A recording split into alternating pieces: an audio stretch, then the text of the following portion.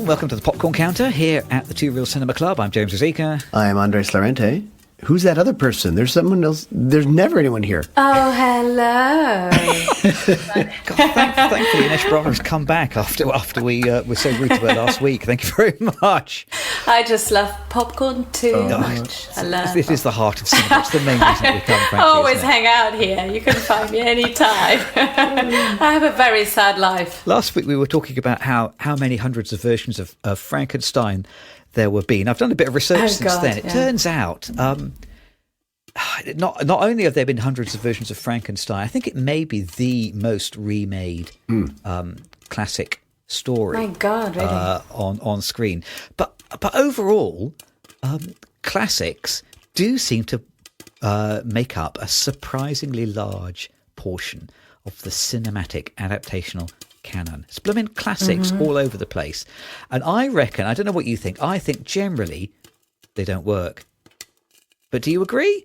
Do you think, I don't know whether either of you have ever been asked to produce a script based on a classic, but would you say yes? Or is it just a surefire route to disaster? I think I would say no. I really find it really difficult even to sort of adapt a book that is not a classic. I always find like such a heavy responsibility. So I would find it rather difficult and crippling, to be honest. But yeah, some remakes. I was just thinking about it when you were talking. Some remakes.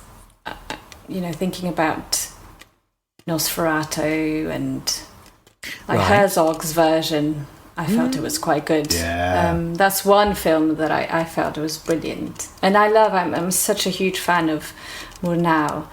And I still loved Herzog's version. But when I think about, I watched the other day the new Wuthering Heights trailer. Oh, right. I was thinking, oh my God, really? Like, does this have to be remade? What is she bringing? So what is she bringing to the table? Like what? Apart from the shock and, all the sex scenes and whatever. But, what is fresh and new? And again, what other layer will she add? I don't know. Might be wrong. But it made me wonder if we needed another version. I mean, actress, you were asked to write a Marilyn Monroe biopic. Oh yeah, if that's not based on a classic book, it's like a classic life story. Yeah. Did you feel an existential dread at thinking, oh damn, I got to approach this? No, because it's. You're just a better writer, so of course not. No dread whatsoever. I think it's because there was Bring it on. Complete liberty. There was that's so based on conspiracy stuff, and I was not forced to bring much truth to the story, so I just made it my own, and then I did lots of. I think the important thing is just to do some research so that it can feel like it's possibly true, and it feels like a somewhat valid life story for the character, but not being just bound to it. I think that's the biggest problem is when you feel bound to Frankenstein. That's a pretty big book, and then people find themselves using narrators to make the story, to tell the stories as opposed to showing it. So I think you can't set yourself up for failure by attacking something that's too big. Again, we've said this again and again. The media are totally different. Like there are very few books that you can read in an hour and a half, right? Usually a book is a 10, 20-hour experience or whatnot, and then you're trying to cram a novel onto the screen for 2 hours or less. It's just too tall a task for most people, I think. So to answer the first question, would I do it if there's money? Is there money involved? You didn't say anything about money because if someone's paying me to do something, I'll do it. A lot of people will write a piece of crap and get paid for it. That's fine. But I think there was definitely a lot of money in Frankenstein. Yeah. People don't. I think if people made films of bad books, it would be a lot easier, right? Because there's not this. Those are always the best ones, aren't they? When you adapt bad material, you can't lose, really.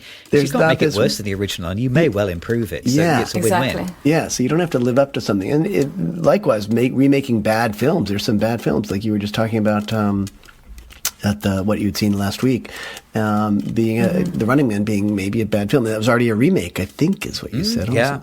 Yeah. So that they've just given someone an opportunity to remake a bad film for the third time, and they'll probably have more success than the first two.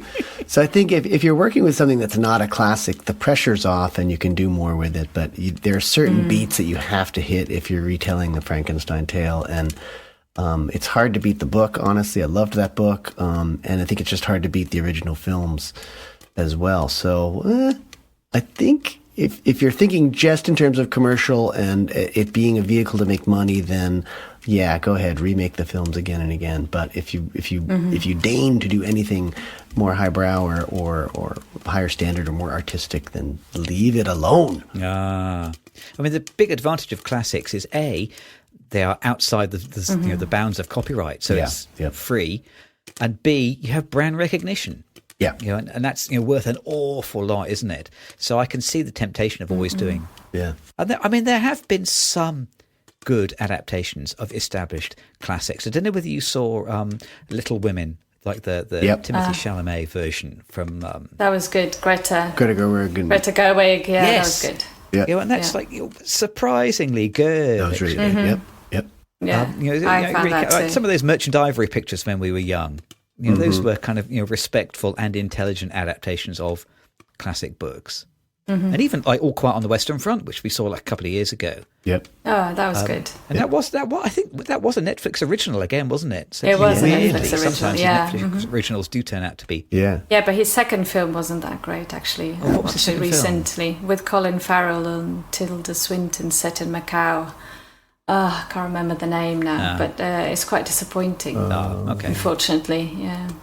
Another Netflix original, yeah. Not everyone is a winner. Well, but it happens a lot, doesn't it? Like with, after all that acclaim, Yep. to then go downhill. Yep. Yeah. Well, Quite sad, isn't it? I think you're going from with the second feature. many years long run up to a first film, and then you've got much less time and energy to make the second one. So I think it's very natural. But actually, it's his third, because he did All Quiet on the Western Front, then he did Conclave, and this is called Ballad of a Small Player. Yeah, Ballad of a Small Player, it's called, yeah. But I find it rather disappointing. But I liked Conclave a lot, actually. Oh, I found Conclave rather disappointing, so I'm just Did an you? old curmudgeon, aren't So I? yeah, good luck with the Ballad of a Small Player. Tell you what I think is, if I had to put one adaptation of a classic at the top of the heap, it will probably, I don't know, do you want to guess what I'm going to, because I mentioned this film not seldom on the podcast. You want to guess which one it is? No guess. It's an adaptation of a Conrad book. It's a short book, which is why it works. Of course, Apocalypse Now. Apocalypse Now, yeah, exactly. Which One of my is a great favourite film films. in its own right, and it's a pretty loose adaptation of Heart of Darkness. Yeah. Yeah. And yet, a proper, real kind of accomplishment. Yeah, yeah. Is it an accomplishment because it is based on Heart of Darkness, though? I mean, not really.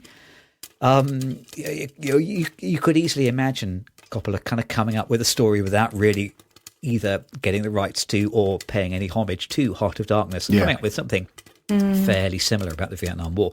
So does that film's excellence owe much to the Conrad original? I mean, I don't know whether it really quite does. It's a very, very loose adaptation. Yeah.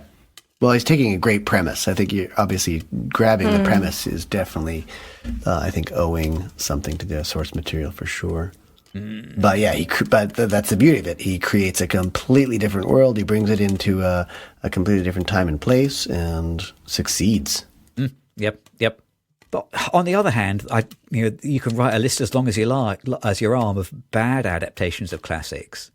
I started writing out a list earlier on and kind of got a bit depressed and couldn't write anymore. But some of the ones that appeared, I don't know, like The Hobbit. I don't know whether either of you guys watched The Hobbit films. Very bad. Yeah, no, so disappointing.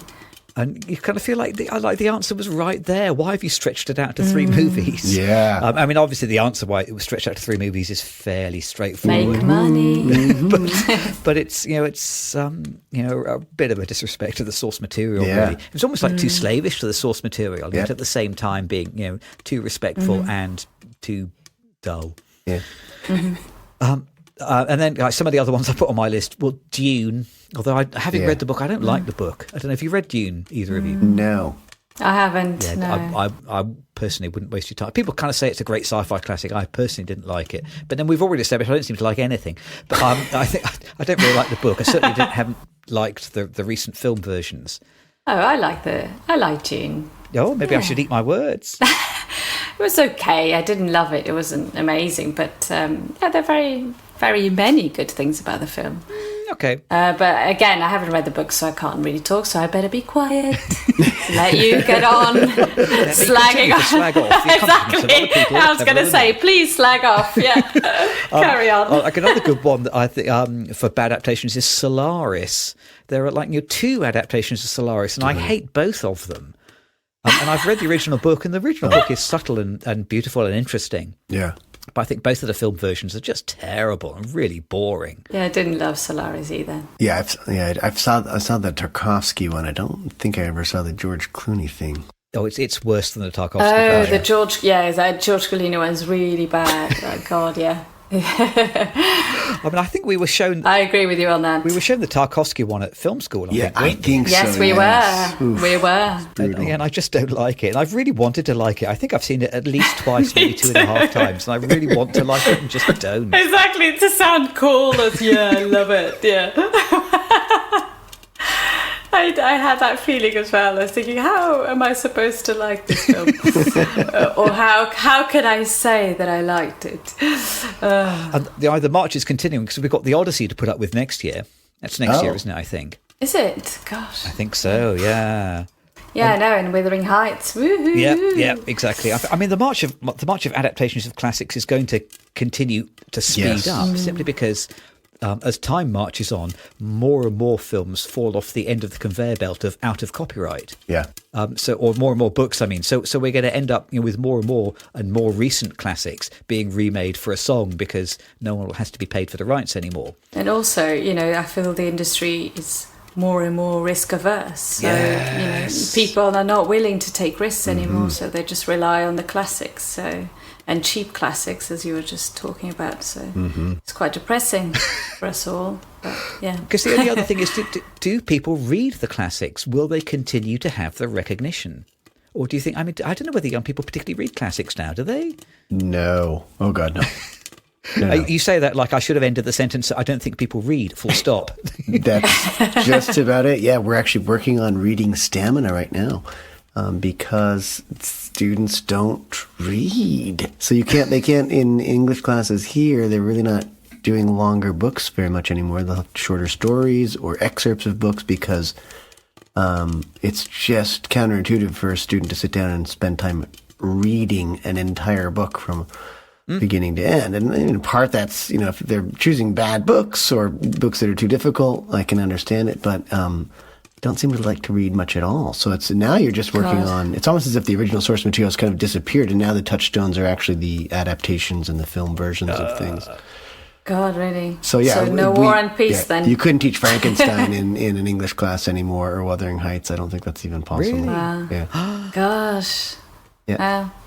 So, Signs of the times. I mean, Ines, you're teaching. Do you find your students read and will read if you ask them to read? Actually, this new batch, I'm always raving about them because they are actually very, very good. They're totally diverse. I have 2 classes and they watch loads of things and they watch the classics, they read the classics, and it's so refreshing. I haven't encountered that in a long time. Actually, some of my students at London Film School were very good, and they did read a lot. But here, this year, I really have a wonderful batch of students, and they are, it's just lovely to see, like, people reading in the corridors, isn't it? Wow. Lorente, like, in old times. Yeah. And it gives me hope. And you sure it's not they're doing that trick where you hollow out an old book and put your phone inside it, so you're actually just watching TikTok? Maybe. I'll go and check next time. I'll go around them, creep up on them like Igor with eyes, jolting out. I mean, I don't know whether in 10 or 20 years' time we'll be complaining about the number of remakes of classic TikToks Speaking of reading, I'm wondering who's going to be reading scripts in the future. I imagine, it's already digital generally. So, I think you could just feed that to a bot and get a summary. And I don't know that we're going to have human readers of scripts at studios unless they've been through a couple of bot critiques or something like that. And again, I totally understand that. The days of, taking home a bunch of scripts and reading them on the weekend, that seems pretty unappetizing when you could just send it to your AI and get a quick summary and get the highlights, and then even rate the quality in terms of potential for feature film success. Oh no! God. But it's so depressing, isn't it? Because then there's no sort of discernment in terms of how the writing actually is. It's just mainly I imagine they will focus on the plot and the characters, but not read any subtext, for instance. Yeah. I hope. Anecdotally, I have heard about people complaining that the coverage they get on their scripts now has been clearly AI generated. I've heard that a lot as well. Okay. Which is truly dismal. Why don't we just get ChatGPT to watch the films and then tell us whether we would have enjoyed them and just save a bit of time, frankly. And repeat the same things again and again. Because you hated this, you'll also hate it. Exactly. Oh, good. Well, a bright future for the film industry beckons. Whoever is listening, tune in for more hopeful predictions. So I'm guessing our conclusion is what? Don't adapt the classics, but don't not adapt the classics. Yeah. Or just we should be thankful that people have read anything at all. Frankly, that's another yes. We'll give thanks. I would say with the latter. Give thanks for literacy. Oh my god! I feel happy that I can. I know enough. I have enough stamina to read the side of a popcorn box now.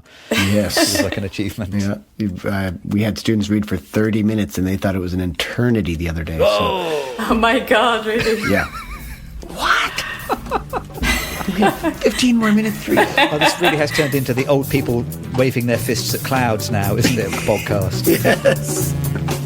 Damn you, clouds. I think we'd better go and see a film before we get any angrier. Yeah. Bring the popcorn. More popcorn, please.